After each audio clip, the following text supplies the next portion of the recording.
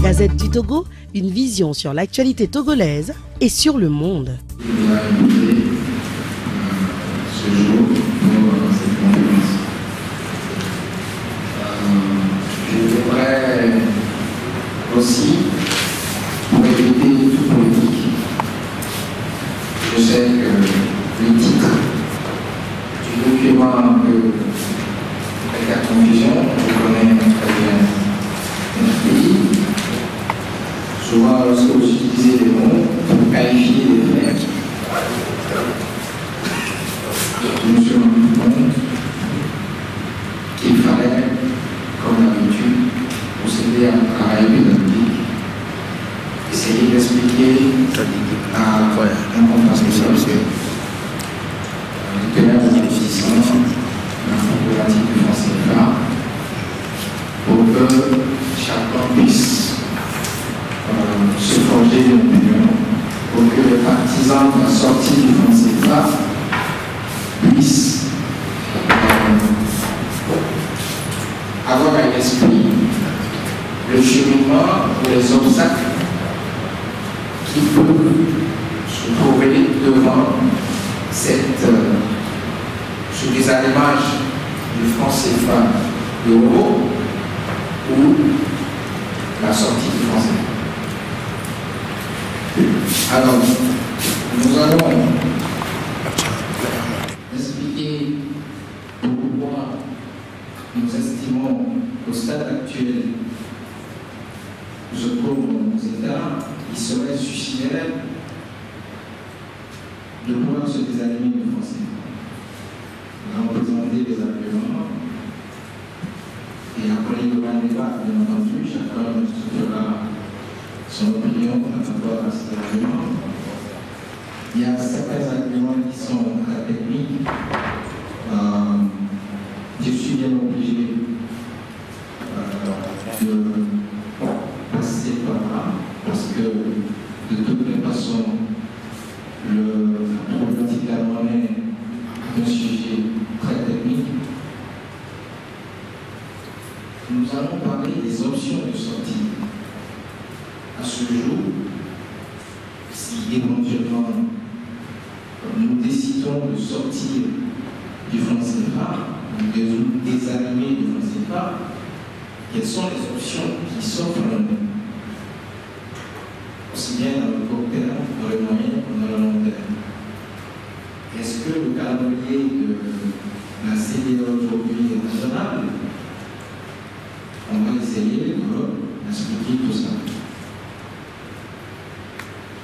Ensuite, nous allons expliquer quel est le lien entre le commerce international et la monnaie.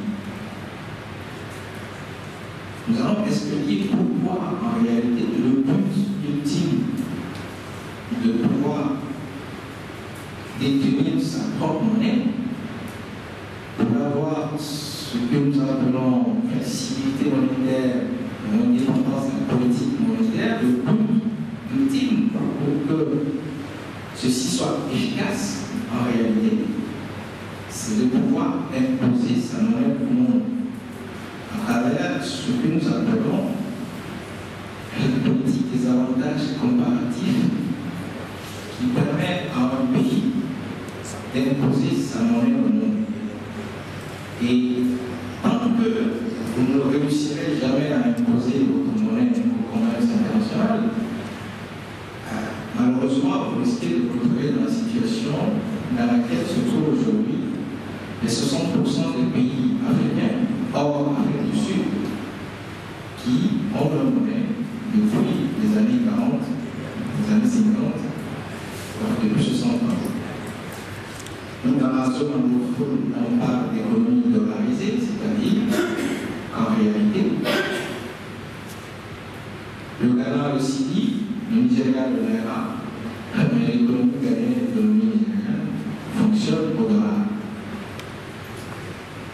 Ensuite, pour finir, nous allons vous présenter deux exemples, le parcours de deux monnaies.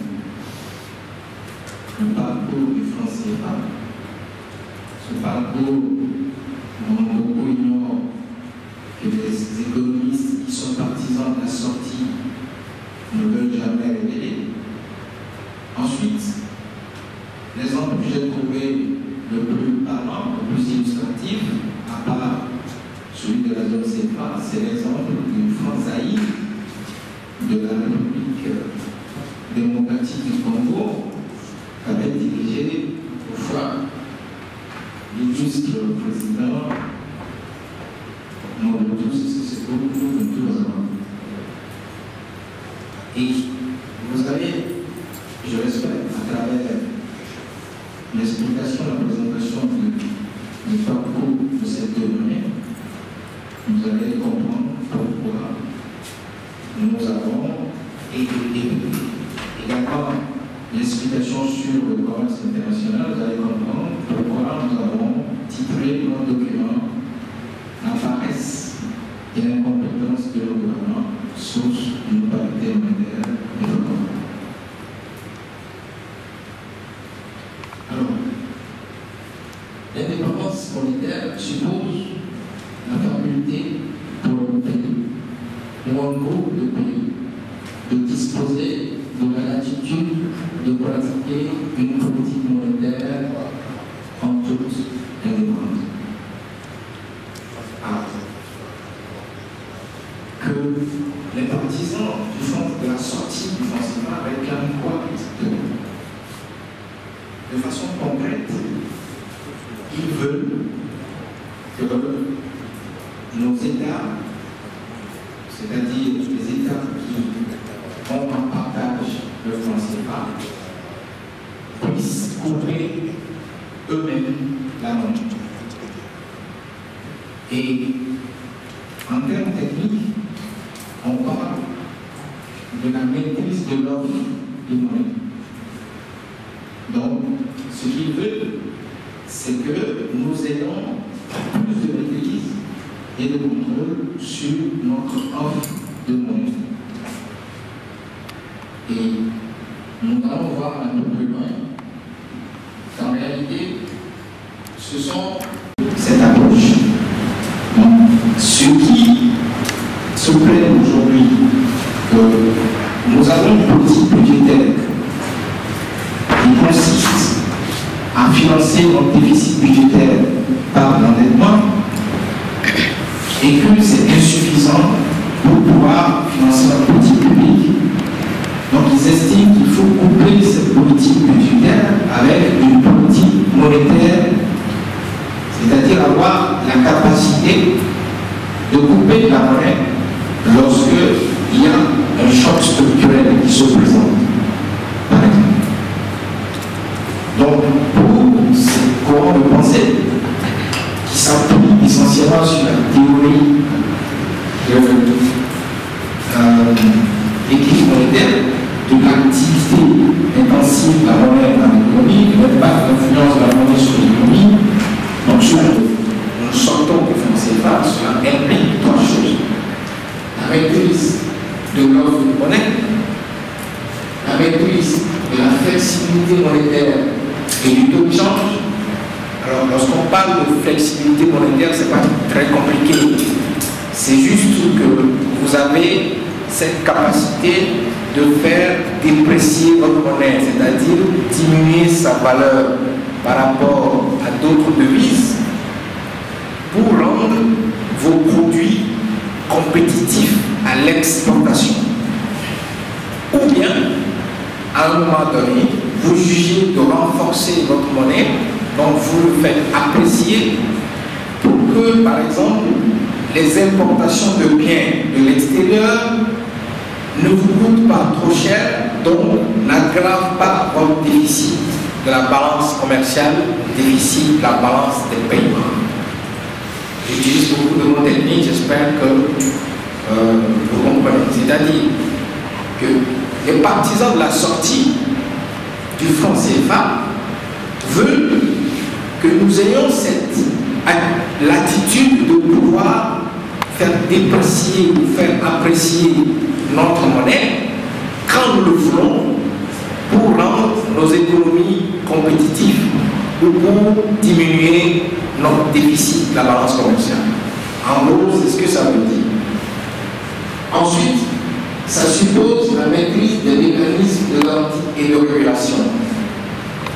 Actuellement, les partisans de la sortie du franc CFA se plaignent que c'est le Trésor français qui a la même mise sur les mécanismes de garantie de notre monnaie. C'est le Trésor français qui a la même mise sur les mécanismes de régulation de notre monnaie. C'est le Trésor français qui a la même mise même sur la coupure de la monnaie. Et sur ça aussi, je reviendrai là-dessus. La plupart des États africains qui ont leur propre monnaie n'ont pas la capacité de couper cette monnaie chez eux. La plupart font couper la monnaie à l'extérieur. Parce que la coupure de la monnaie aussi est un autre challenge. Il faut éviter à ce que les gouvernants qui ont les armes dans la main ne puissent dupliquer les machines qui servent à couper. Et pendant que la Banque centrale coupe sa monnaie, que le président et puis ses collaborateurs coupent leur monnaie aussi. Donc il y a cet aspect-là. Donc cette loi maîtrise aujourd'hui nous échappe. Donc les partisans de la sortie veulent que nous ayons plus de maîtrise sur l'offre de monnaie pour financer nos économies, que nous ayons plus de maîtrise sur la flexibilité de la monnaie, le faire déprécier ou faire apprécier par rapport à la conjoncture économique, que nous ayons plus de maîtrise sur le mécanisme de régulation de garantie. Entre autres, on dit qu'on a 13 000 milliards de francs CFA qui dorment au Trésor français et qu'avec ça, on peut très bien financer nos économies. Et je dis, lorsqu'on m'avance ce genre d'argument, qu'il est sorti du Togo entre 2003 et 2014 11 000 milliards de francs CFA de façon illicite. Donc, lorsqu'on me parle de 13 000 milliards auprès du Trésor français pour la zone UEMOA et la zone CEMAC comme garantie de la monnaie, la gestion des importations, ça me fait sourire. Ce n'est pas avec ça que nous allons développer nos États.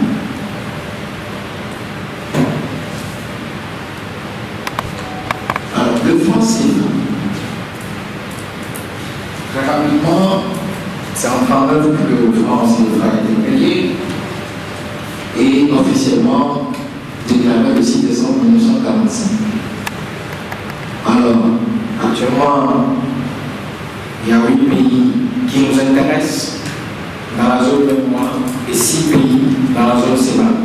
Il y a les Comores et autres qui utilisent aussi une sorte de franc CFA, mais je ne veux pas m'appesantir là-dessus.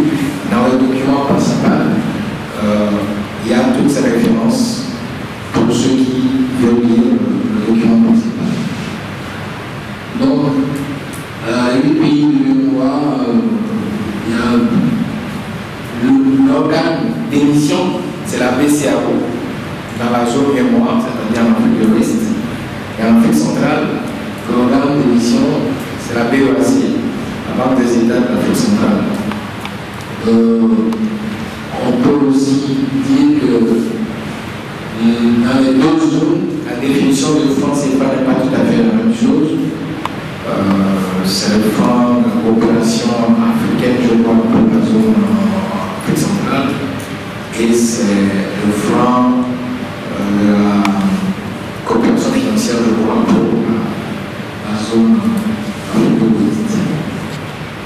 Alors, le franc CFA a aujourd'hui pour les parents l'euro. Alors, ça veut dire quoi? Ça veut dire que la convertibilité du franc vis-à-vis de l'extérieur se fait à travers l'euro. C'était jadis le franc français, aujourd'hui c'est l'euro. Donc, lorsque vous quittez la zone CFA, personne ne connaît le franc CFA. Lorsque vous voulez convertir le franc CFA, il faut passer par l'euro. De la même manière, lorsque nous faisons des exportations et que nous sommes payés en devise, quelle que soit la devise, il faut que la devise passe d'abord par l'euro, ensuite par le biais de la Banque centrale, avant d'être convertie en franc CFA.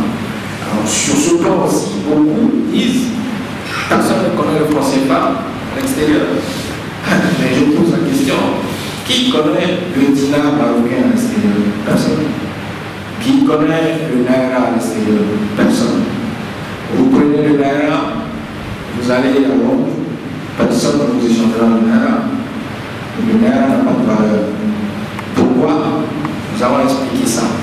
Ça dépend de la capacité du pays à imposer sa monnaie par le biais du commerce extérieur, par la politique des avantages comparatifs. Et ça, nous ne l'avons pas fait depuis 60 ans. Nous allons expliquer pourquoi la monnaie vietnamienne se retrouve sur le marché international de taux de change, alors que le franc CFA ne se retrouve pas sur le marché international de taux de change. Alors, la parité du franc CFA, elle est fixe. C'est-à-dire,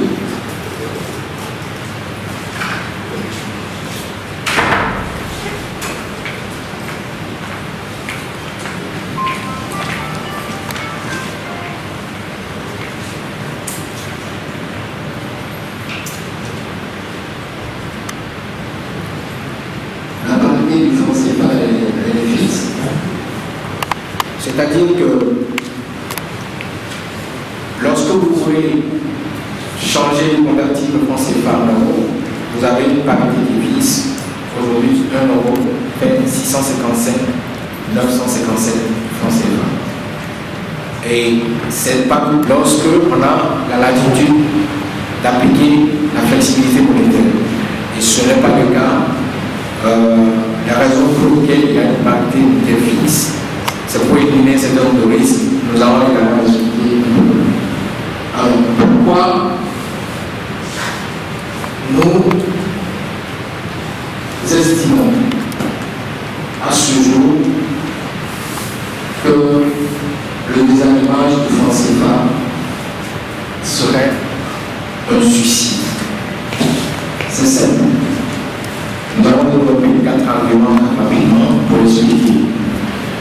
Alors, le premier argument, c'est la considération des facteurs géostratégiques et géopolitiques. Alors, est-ce que nous avons appris dans le document facteurs géostratégiques et géopolitiques? C'est simple. Nous avons une situation depuis que l'humanité existe. Nous avons une situation de dominant à dominer. Il y a toujours des États qui sont dominants et des États qui sont dominés. Le monde, depuis la Seconde Guerre mondiale, la fin de la Seconde Guerre mondiale, est dominé par un certain nombre de puissances. Et ces puissances ont des intérêts partout.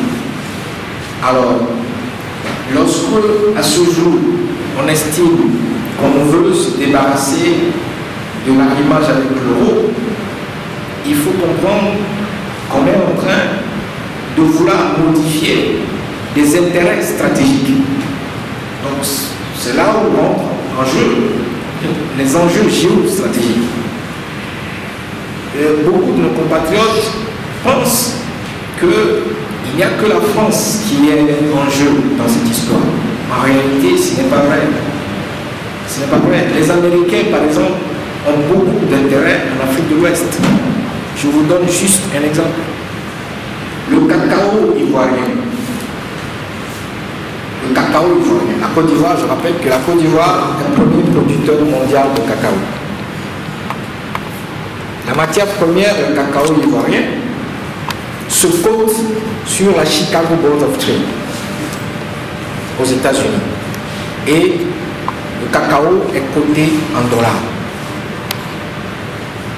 Donc, lorsque l'agriculteur ivoirien produit son cacao dans son ferme, eh bien, le cours de la vente de son cacao est déterminé sur le marché interne, sur la Chicago Board of Trade. Lorsque vous décidez de vous désallumer du franc CFA, le géant de chocolatier, le géant de fabricant de chocolat qui importe du cacao ivoirien, va vous poser la question de savoir qu'est-ce que vous êtes en train de faire.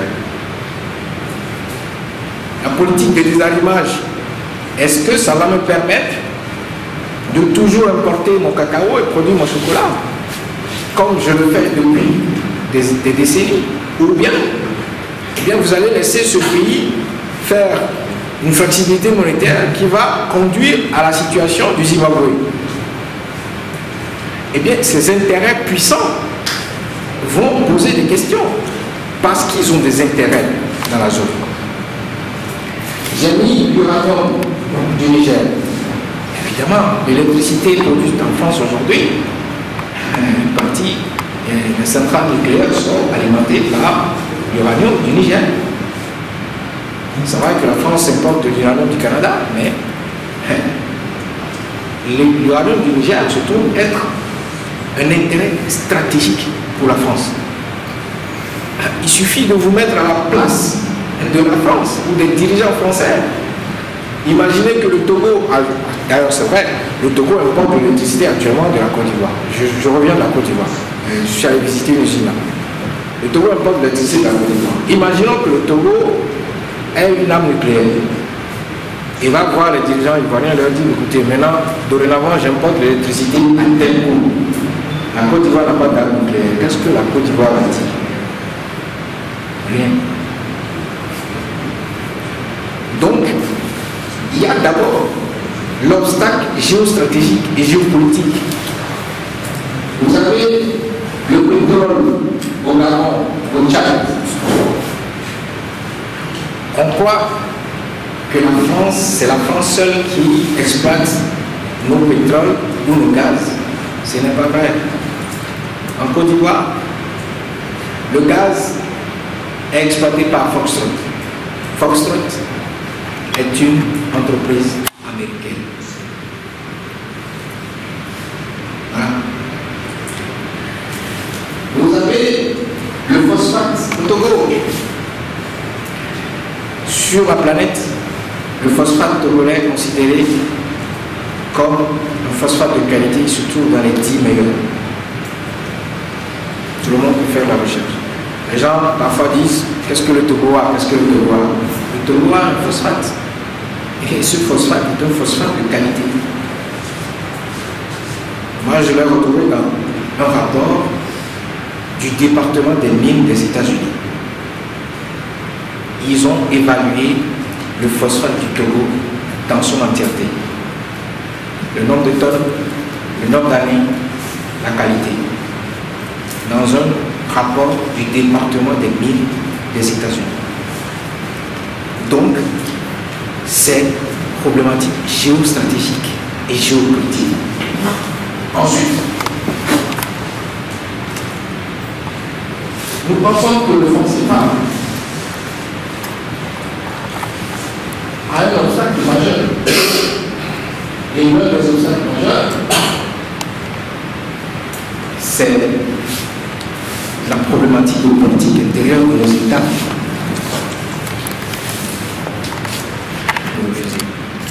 La réponse est non.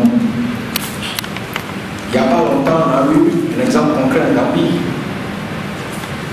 Le président, en quittant le pays, finalement, il est parti avec 11 millions de dollars. Il a pris dans les réserves de devises de la Banque centrale. Son successeur est en train de se promener pour trouver des devises, trouver des appuis politiques pour pouvoir gouverner un pays. Maintenant, le problème, c'est que cette politique intérieure est cyclique, récurrente. Les chefs d'État ont décidé de ne jamais quitter le pouvoir. Ils sont dans une situation d'inamovibilité. Et quand la personne, finalement, on lui impose ou par la force des choses, il doit partir, il estime que le pays doit sombrer. Il y a un exemple actuellement, c'est la République démocratique du Congo. Il est là, le pays est en crise, ça ne travaille plus, il ne veut pas partir. Il estime que s'il doit partir, le Congo peut brûler. Alors, pourquoi je vais cautionner dans ces cas-là que nous ayons notre propre monnaie? Pour moi, j'estime que je mets en péril l'avenir de nos enfants. Si on avait des États démocratiques, si la transmission de pouvoir se faisait sans problème, sans crise majeure, qui impacteront de manière considérable la parité des monnaies, même l'équilibre macroéconomique des pays, on peut éventuellement se consacrer à cette histoire de désarrimage. Mais au stade actuel des choses, nos politiques intérieures, en tout cas en ce qui me concerne, ne me donnent pas la possibilité de cautionner le désarrimage du franc CFA. Dans la zone, c'est vrai. J'ai fait un petit calcul la dernière fois. M. Dizemi, qui réclame avec véhémence la coupure de la monnaie, M. Denis Sassou Nguesso et M. Paul Biya, ils sont en train de faire 91 ans. Un siècle. Et ils ne sont pas encore partis. Ils sont là. C'est à ces gens-là que vous voulez qu'on confie la gestion du monnaie, la gestion de notre monnaie. Chacun se fera son là-dessus.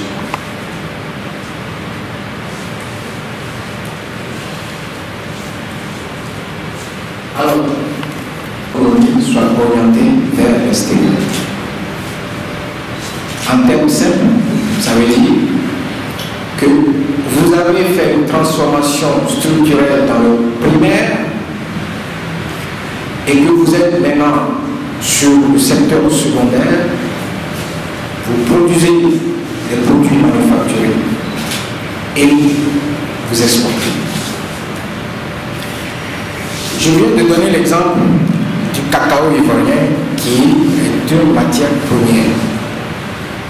Imaginez un seul qui va atterrir en Côte d'Ivoire et pour négocier le prix du chocolat qui est produit en Côte d'Ivoire. Si la Côte d'Ivoire avait sa propre monnaie, la Côte d'Ivoire, en regardant le prix du chocolat dans ce que vendent les autres pays qui produisent aussi le même produit, peut décider de faire déprécier de 0,5 de 1% sa monnaie pour rendre son chocolat compétitif sur le marché international. Voilà la vraie raison. Mais à ce jour, nous avons des matières premières, nous ne transformons rien. Dans le document, je fais des recherches et j'ai étudié le dernier rapport 2014 de l'exportation de la zone UEMOA. À fin 2014, 94-95% des produits que l'UEMOA, la zone UEMOA exporte sur le marché mondial, c'est de la matière première brute. Aucune transformation. Et 90% de ces matières premières, le coût, les prix de 90% de ces matières premières sont déterminés sur les marchés financiers internationaux. La plupart aux États-Unis. Lorsqu'on crie que le prix du coton baissé, le prix du coton baissé, le prix du coton n'est pas défini par un cartel. Le prix du coton est défini par l'offre et la demande du coton sur un marché financier avec des produits à terme. Et ces marchés financiers ne se trouvent pas en Afrique. Voilà. Si le Burkinabé, au lieu de se plaindre sur la variabilité et le risque sur les coûts du coton, il transformait lui-même son coton en tissu et le tissu en habit, personne ne viendra lui imposer le coût du coton. Lorsque quelqu'un l'approcherait pour acheter son coton, matière première, il va lui faire comprendre que lui-même il a des pénuries dans son usine. Donc, à ce jour, nous n'avons pas notre économie suffisamment structurée pour que nous ayons une flexibilité monétaire. Qu'est-ce que nous allons faire avec une flexibilité monétaire, c'est-à-dire dépréciation, appréciation de la monnaie, avec de la matière première? Lorsque le Togo produit du phosphate, il ne veut pas le transformer en engrais. Il préfère mettre le phosphate dans les bateaux et aller vendre la matière première à l'extérieur. Le cours du phosphate, ce n'est pas le Togo qui le fixe. Ce n'est pas le Sénégal qui également produit du phosphate qui le fixe. Ce n'est pas le Maroc qui fixe le cours du phosphate. Le cours du phosphate est déterminé sur un marché à terme aux États-Unis. Si le Togo veut tirer profit de son phosphate, le Togo doit adosser à son phosphate une usine de production d'engrais. Et c'est au Togo de définir la valeur à laquelle il veut vendre son engrais. Bien entendu, après avoir outillé ses agriculteurs. Donc nous avons un problème structurel sur le plan économique qui ne devrait pas nous inciter aujourd'hui à vouloir tout de suite nous désanimer. Structurons nos économies. D'abord par le primaire, l'agriculture, le secteur minier. Ensuite, adoptons une politique de transformation, secteur secondaire. Créons des usines de transformation. Et après, parlons de la flexibilité monétaire pour rendre compétitives ces usines de transformation face au commerce international. Et nous n'avons pas ça. Et nous voulons, parce que nos gouvernants ont paraissé depuis 50 ans. Ils ont fait de l'incompétence depuis 50 ans. Et aujourd'hui, ils sont au bord, je dirais, ils sont au pied du mur. Et la seule solution qu'ils trouvent, c'est qu'on leur laisse couper de la monnaie. Moi, je ne peux pas passer.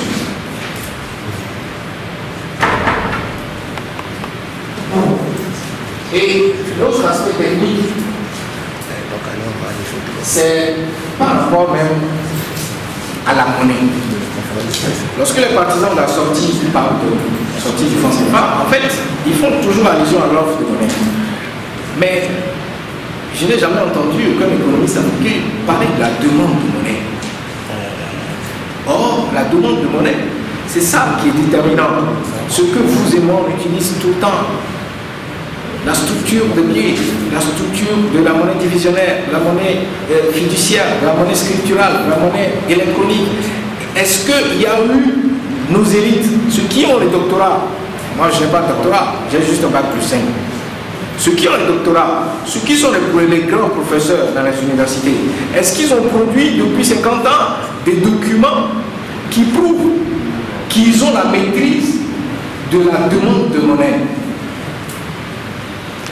Je n'ai pas encore trouvé de documents. Je sais que depuis 1500, Jean Bourdin, qui a l'économiste, qui a fait la théorie la première fois quantitative de la monnaie, jusqu'à ce jour, même les Occidentaux ont des difficultés à définir la demande de monnaie. Les modèles qui existent, ce sont eux qui les ont conçus. Et ils les ont conçus en fonction de leur environnement, en fonction de leur culture, en fonction des problèmes qui se posent, qui se posaient à l'époque. C'est en fonction de ces paramètres qu'ils ont conçu des modèles. Je vais vous montrer deux modèles tout à l'heure. Ces deux modèles ne seront jamais applicables dans la zone du mois. Jamais. Il faut en concevoir d'autres. Est-ce que nos élites ont déjà conçu ces modèles? Lorsqu'ils parlent de sortie du franc CFA, est-ce qu'on a des modèles bâtis expérimentés, économiquement parlant, qui peuvent nous assurer aujourd'hui, si nous nous désalignons et que nous voulons faire de l'offre de monnaie par le biais de l'autorité de la Banque centrale, nous avons des déterminants sur la demande de monnaie.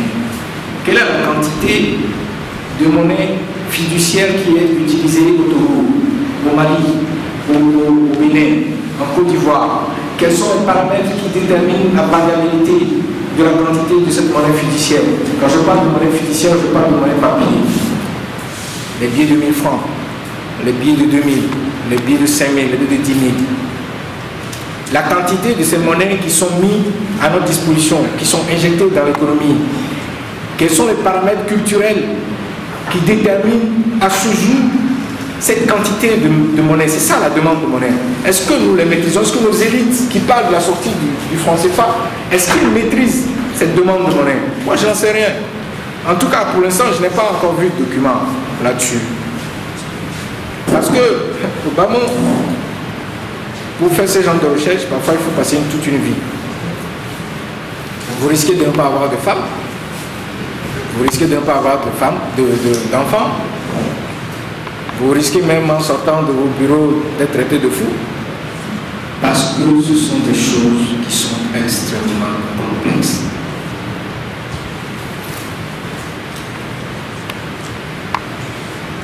Nous nous imposer le courant de pensée keynésien. Mais en réalité, il n'y a pas que les Keynésiens qui ont traité la problématique de la monnaie. Il y a les classiques. Adam Smith, le père de l'économie, le britannique. Les classiques, eux, disent que la monnaie est neutre. Que la monnaie n'a pas d'impact. Que absolument, en incitant la production, il faut mettre la monnaie à la disposition du fait de l'open market, ce qu'on appelle l'open market dans la politique monétaire à travers les banques secondaires. Donc faire du crédit, donc qui dit faire du crédit, veut qu'il faut que la Banque centrale mette à la disposition des banques secondaires suffisamment de ressources financières pour faire des crédits à l'économie, pour inciter l'économie à produire. Ça, c'est la théorie keynésienne. Mais j'ai pris un troisième courant de pensée, les monétaristes. Il ne faut pas que le terme vous trompe. Les monétaristes estiment effectivement que la monnaie a une influence sur l'économie. Mais pour eux, ils estiment que cette influence est négative, nocive, que cette influence conduit toujours vers de l'inflation, c'est-à-dire l'augmentation du niveau général des prix. Et quelque part, si on prend l'exemple du Zimbabwe, les gens me disent, enfin, sur le réseau WhatsApp, la dernière fois, on m'a traité de bouffon, et ils me disent, pourquoi je parle toujours du Zimbabwe? Bon, je peux aussi leur parler du Nigeria. Je peux parler du Ghana. Le Ghana est sauvé actuellement grâce au FMI. Les gars du FMI sont là-bas. Je peux parler des autres pays, le Kenya entre-temps. La Tunisie, actuellement, a des soucis. Tous ces pays ont leur propre monnaie depuis les années 60. Voilà. Donc, pour les monétaristes, certes, la monnaie a une influence sur l'économie, mais pour eux, on n'a pas besoin de pratiquer une politique monétaire active. Il suffit de définir la quantité de monnaie à l'offre, de déterminer la demande, et puis l'économie se régularise, se règle tout seul. Alors, face à tous ces courants de pensée, je me demande les raisons pour lesquelles on veut absolument nous imposer le courant de pensée keynésien. D'autant plus que, eh bien, les autres pays africains, 60% des pays africains qui ont leur propre monnaie depuis les années 60, sont toujours des pays pauvres. Aucun parmi eux n'est pays émergent à ce jour, à part l'Afrique du Sud. Je rappelle que l'Afrique du Sud, c'est les Blancs qui sont là. ce n'est pas politique, les Noirs sont moins que rien. Mais je rappelle juste, hors Afrique du Sud, tous les autres pays sont devenus pauvres. Si la monnaie permettait à lui tout seul, à un pays, de devenir un pays industrialisé ou un pays émergent, le Ghana, le Nigeria, le Congo, Kinshasa seraient depuis longtemps des pays industrialisés. Et pourtant, ce n'est pas le cas. Selon le paramètre, si je prends le second modèle, qui est le modèle de demande de monnaie, ils ont intégré, par exemple, la quantité d'investissement en produits financiers, actions, obligations, OPCVM, produits de gestion de risque, notamment les futures, les options, les produits dérivés. Nos économies, ils n'ont pas encore ça. Combien de Togolais qui a des épargnes dans la banque achètent des actions? Moi, je suis dans le domaine depuis 16 ans. Combien? Ce qui veut dire que ce modèle, ces deux modèles-là, vous voulez les appliquer dans la zone du mois, vous allez tout foutre. Ça ne fonctionnera pas. Parce que ces modèles sont bâtis dans un contexte donné, dans un environnement donné, par rapport à une crise donnée, et en fonction de certains nombre de paramètres qui ne sont pas encore réunis dans nos économies. Donc, ça suppose qu'il faut que nos élites, ceux qui veulent, moi, je n'ai pas le temps à faire comme ça, ceux qui veulent sortir du franc CFA, eh bien, qui nous conçoivent le modèle qui répond à notre contexte, qui répond à notre culture. Pour que dès qu'ils vont sortir du franc CFA, eh bien, qu'ils commencent par appliquer ce modèle-là, pour que nos enfants n'aient pas à souffrir. Ils n'ont qu'à voir les modèles et je vais trouver ceux qui m'insultent sur les réseaux sociaux que nous ne sommes pas des monnaies. C'est compliqué.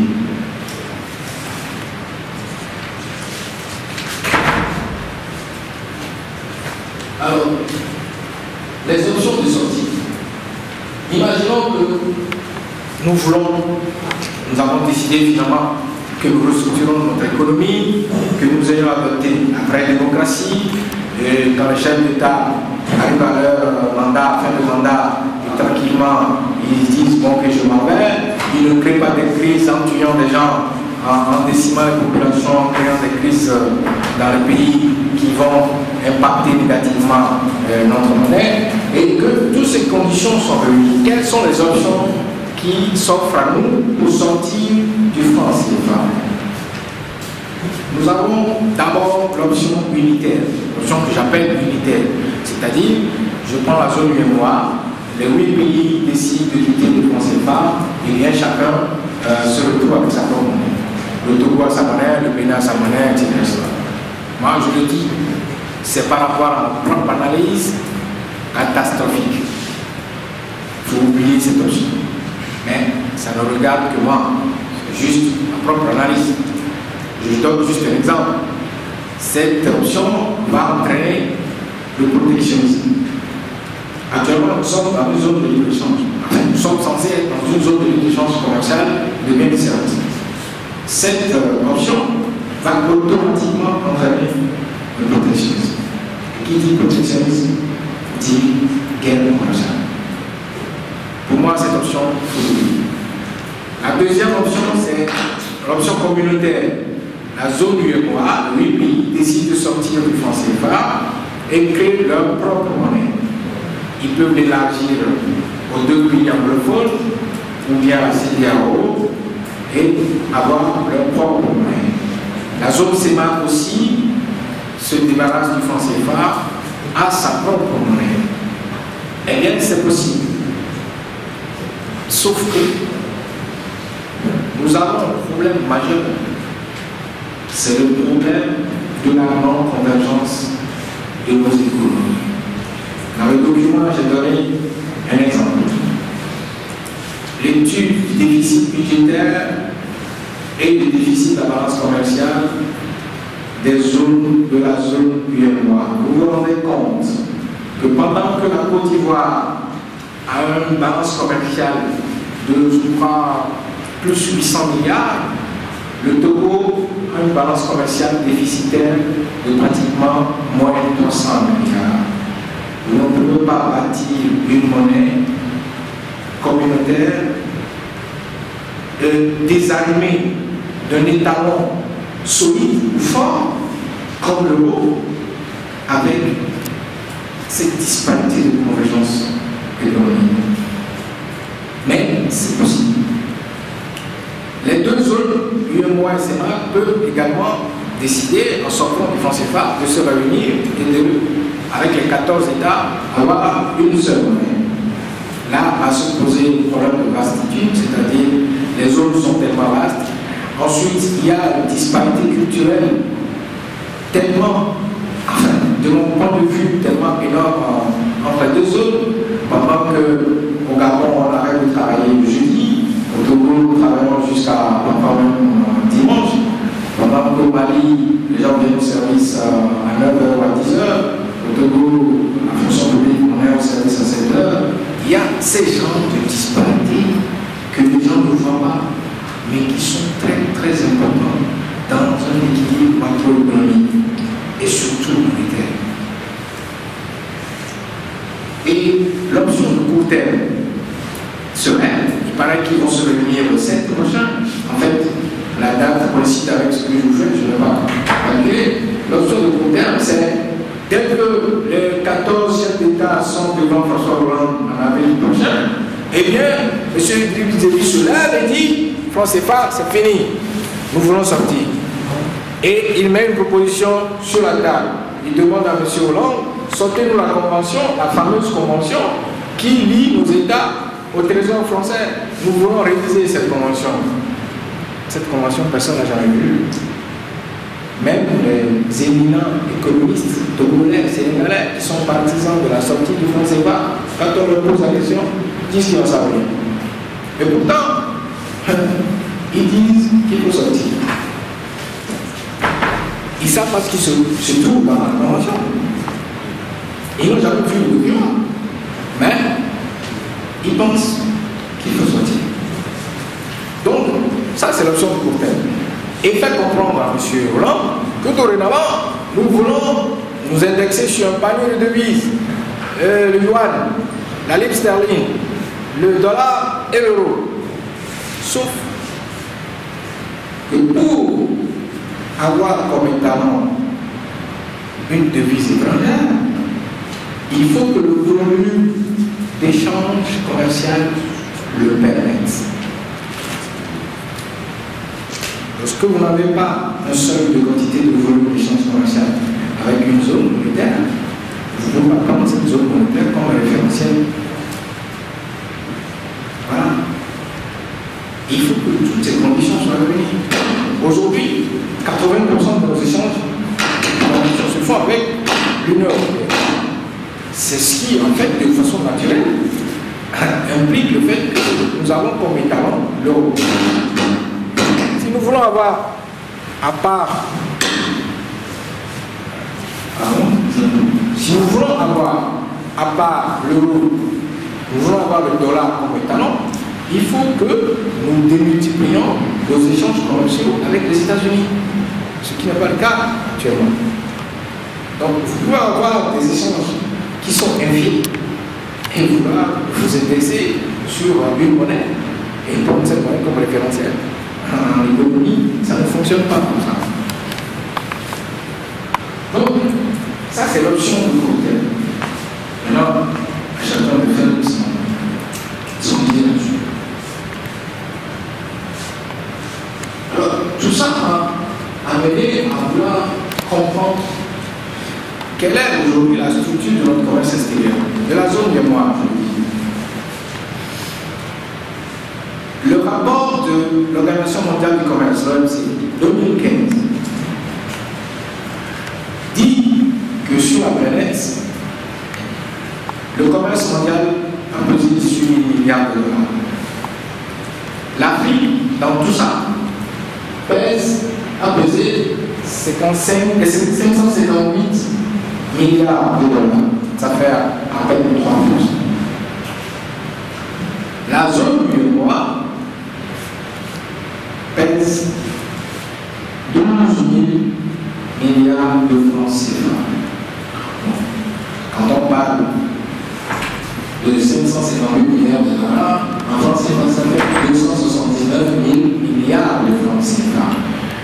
Donc, la zone UEMOA, dans ces 279 000 milliards de francs CFA, la zone UEMOA ne pèse que 12 000 milliards de francs CFA. Ça fait 0,0013% du commerce international. Autant dire que ça ne vaut rien du tout. Si nous faisons une étude comparative entre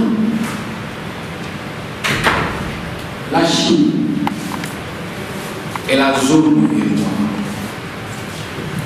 sur la période 2000-2008, on se rend compte que pendant que le commerce chinois, le commerce extérieur chinois, s'est développé à raison de 58% par an, le commerce extérieur de la zone UEMOA a progressé de 8% par an. Pendant que la Chine passe en 2000 de 250 milliards de dollars. J'ai fait la comparaison avec les États-Unis, le Japon et la Chine. Tout à fait. Alors, il se trouve que en 1948, l'Afrique possédait 7,3% du commerce mondial. Pendant que la Chine possède 0,9%. Le Japon, 0,4%. 1948. Nous étions déjà en avance. Eh bien, 60 ans plus tard, exactement 66 ans plus tard, la Chine représente 12% du commerce mondial. Et en produits manufacturés, et l'Afrique ne représente que 3%.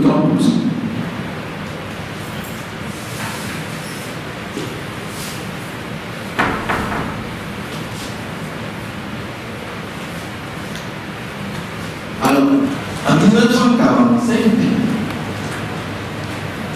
lorsqu'on a créé le franc CFA, eh bien, le franc CFA était plus fort que le franc français.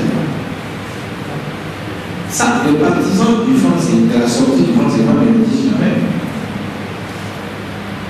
Un franc français équivalait à un franc CFA lors de la création. En 1948, un franc CFA équivalait à 2 francs français. C'est-à-dire que le franc CFA était plus fort que le franc français. Puisque nos dirigeants ont décidé de ne pas travailler, en 1958, on est déjà passé à 50 francs CFA pour un franc français. En 1994, on passe à un franc français pour 100 francs CFA. Et en 1999, 5 ans plus tard, lorsqu'on passe à l'euro, la parité passe de 1 euro pour 655 957. Si notre commerce extérieur, international, avait progressé comme celui des Asiatiques, on n'aurait jamais cette parité. Jamais. D'ailleurs, la dévaluation de 1994 a été expliquée par l'échec des ajustements structurels. Quand on parle d'échec des ajustements structurels, on pense que c'est la faute aux institutions de l'eau. C'est faux. Ce n'est pas la faute aux institutions de l'eau. J'ai discuté avec M. Alibi, l'ancien ministre de l'économie et des finances du Togo. Et il m'a dit que lorsqu'il était ministre de l'économie et des finances, il y avait des concours de la BCAO, parce que le système a un peu évolué, parce qu'on a actuellement un marché financier. Il y avait des concours périodiques de financement des États par la BCAO. Et il me dit, le problème qu'ils ont eu, c'est qu'ils ont toujours eu ces concours de crédit à l'économie et qu'ils n'ont jamais été capables de rembourser. Il m'a donné un exemple précis sur une route que je ne veux pas citer. Il dit pour les raisons politiques, ils ont été obligés de rallonger la distance de la route à construire et de diminuer les personnes de la route. Pour pouvoir détourner des fonds, bien entendu. Raison et résultat. Quelques années après, la route est partie. Donc, cette parité qui nous est défavorable aujourd'hui a une seule cause. C'est la paresse et l'incompétence de nos parents. Je donne le second exemple.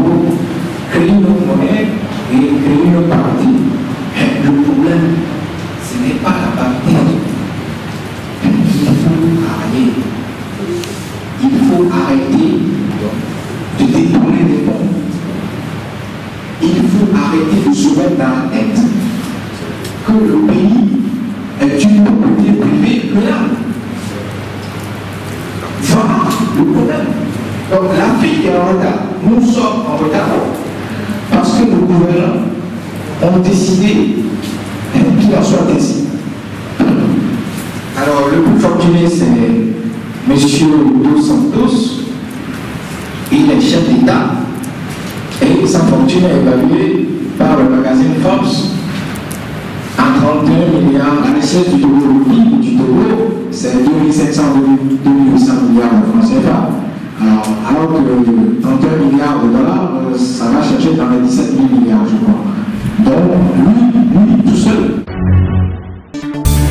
La Gazette du Togo, une vision sur l'actualité togolaise et sur le monde. Rejoignez-nous sur le www.lagazettedutogo.com ou sur nos comptes Facebook, Twitter et YouTube. Pour tout contact, écrivez à contact@lagazettedutogo.com ou appelez le 92 80 88 53. La Gazette du Togo, c'est l'information en continu.